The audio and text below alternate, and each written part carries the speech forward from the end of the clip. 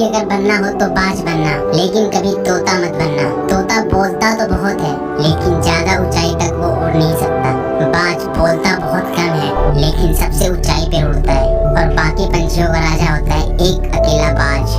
आज मैं आपको 5 ऐसे पॉइंट्स बताऊंगा जो कि हर एक इंसान को बाज से सीखनी चाहिए और लाइफ की बहुत बड़ी लर्निंग है इस 5 पॉइंट में। पहला लेसन, बाज अकेले उड़ता है और बाकी पंछियों के मुकाबले वो सबसे ऊंचा उड़ता है। बाज अकेले उड़ेगा और कभी भी चिड़िया और छोटे पंछियों के साथ नहीं उड़ेगा। बाज हमेशा या तो बाज के साथ ही उड़ता है या फिर वो अकेला उड़ता है। और इससे हमें ये सीख मिलती है कि छोटी सोच वालों से हमेशा आप दूर रहें और नहीं तो आप अकेले रहें, क्योंकि यही वो समय है जो खुद को जानने का असली मौका मिलता है। दूसरा लेसन, और बाज का मिशन बहुत ज्यादा क्लियर होता है और वो बहुत ज्यादा स्ट्रॉन्ग होता है। बाज अपने शिकार को 5 किलोमीटर दूर से ही देख लेता है, लेकिन जब उसको एक बार अपना लक्ष्य दिख जाता है, उसके बाद चाहे रास्ते में कितनी भी मुसीबत क्यों ना आए, वो अपने लक्ष्य को हासिल करके ही दम लेता है। इससे भी एक बहुत बड़ी सीख मिलती है, अपना रीजन क्लियर रखो और उसे हासिल करने में फिर चाहे कितनी भी मुसीबत क्यों ना आए,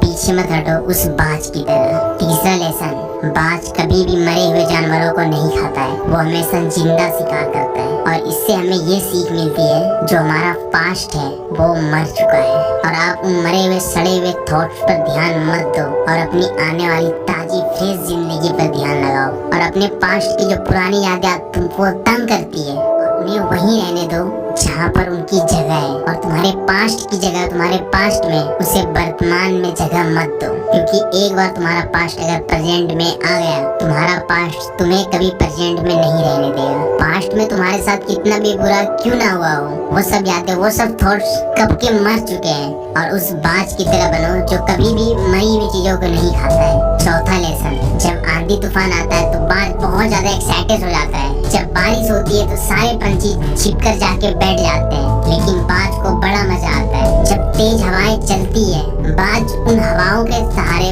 और तेजी से ऊपर उड़ता है और ऊपर उड़ते उड़ते इतना ऊपर उड़ जाता है कि बादलों से भी वो ऊपर पहुंच जाता है। और इससे भी एक बहुत बड़ी सीख मिलती है, मुसीबत में हमेशा आप मजा ढूंढो। और नेपोलियन हिल ने एक बार कहा था, हर बड़ी चुनौती अपने साथ में एक बार बहुत बड़ा अवसर लेके आती है। और उस बाज की तरह तुम भी अपना एक नया अवसर को पहचानो। और जिस दिन तुमने अपने अवसरों को पहचान लिया और तुम उन मुश्किलों से सबसे ऊपर हो गए। 50 लेसन, 5वां सीख, बाज अपने घोंसलों में से सॉफ्ट घास को हमेशा निकाल देता है ताकि जो बाज का जो बच्चा होता है वो उसमें कंफर्टेबल ना हो सके, क्योंकि वो घोंसले में जब कंफर्टेबल हो गया तो वो वहीं रहना पसंद करेगा। लेकिन कभी बाज ऐसा होने नहीं देता। बाज एक पंछी है और उसे भी ये बात पता है और बाज को भी पता है, अगर हम कंफर्टेबल हो गए किसी भी काम में तो हम कभी आगे नहीं बढ़ सकते। और हम तो इंसान है ना, और इंसान होने के बावजूद भी कई सारे लोग इन बातों को समझते ही नहीं है। आप जितना ज्यादा कंफर्ट जोन में रहोगे और आपकी लाइफ आने वाले टाइम में उतनी ही ज्यादा अनकंफर्टेबल हो जाएगी।